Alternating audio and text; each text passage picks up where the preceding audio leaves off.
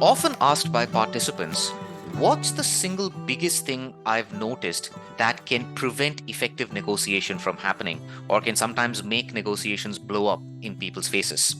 And in my experience, I've found that the single biggest trap we can fall into is an unwillingness to thoroughly explore all three types of interests in a negotiation.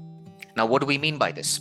We all know that in a negotiation, say between two parties, each party will typically take certain positions or the demands that they make, what they say they want. I want a lower price, or I want to get a better payment from the customer. And we know that behind these positions, there lie deeper interests that each party is trying to meet, because of which they take those positions. So far, so familiar. But those interests, again, aren't all the same. There are three different types of interests that can exist on each side of a negotiation, and these are what we call shared, opposed, and differing interests. Let's look at each of these and see where the trap lies. Shared interests, fairly straightforward. I want something and the other party wants the exact same thing. An example of this could be, as part of the negotiation, we're hoping that our relationship as two organizations is going to get strengthened. I may want a better relationship with you, you may want to strengthen the relationship with me. We both have this as a shared interest. No real negotiation needed here. If we both need the same thing, easy enough to include it in any agreement. The second type of interest, which we always talk about, is what we call opposed interests. This is where I want something, you want something else, and if I get something, you lose out. If you get that, I lose out on this. So an example of this is, if I'm a customer, I may want to pay a lower price because my interest is reducing my costs. You as a salesperson may want to charge a higher price for your product because your interest is in maximizing your profit. So if you meet your interest, I lose out on mine. If I meet mine, you lose out on yours. These are the opposed interests that come up, and we typically tend to spend a lot of our time and energy thrashing out how we're going to make decisions on these opposed interests. And herein lies the trap. We often get to discussing and trying to problem solve opposed interests way too early in the negotiation process, in the mistaken belief that this is really where the quote-unquote negotiation happens. Hey, it's only the things that we disagree on that we really need to spend time on, right? No, not really.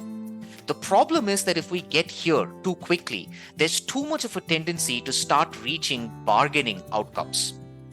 Instead, if we recognize that there is a third type of interest, a critical type of interest that we need to work on that can actually make negotiating on opposed interests easier, that's what allows us to progress negotiations forward effectively without falling victim to paying attention to opposed interests too early.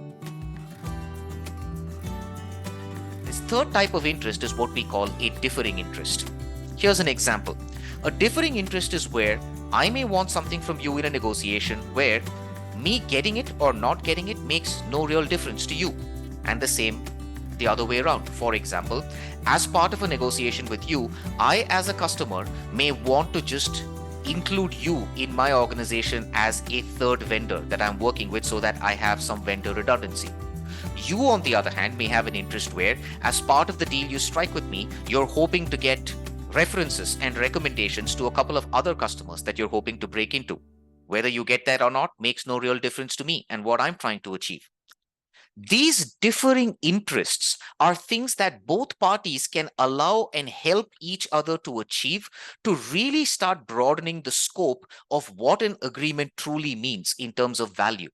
And the more time we can spend on these, the more both parties start to see the true benefits of reaching an agreement and moving forward, which then automatically makes it easier to have a more even-keeled discussion on those opposed interests, which can otherwise seem to be such huge problems for us to get past. So this, in my opinion, is the one thing that makes the biggest difference in effective negotiation. Don't get to those opposed interests too early. Spend enough time uncovering those differing interests and finding ways to help each other achieve them. That allows us to reach deals more effectively.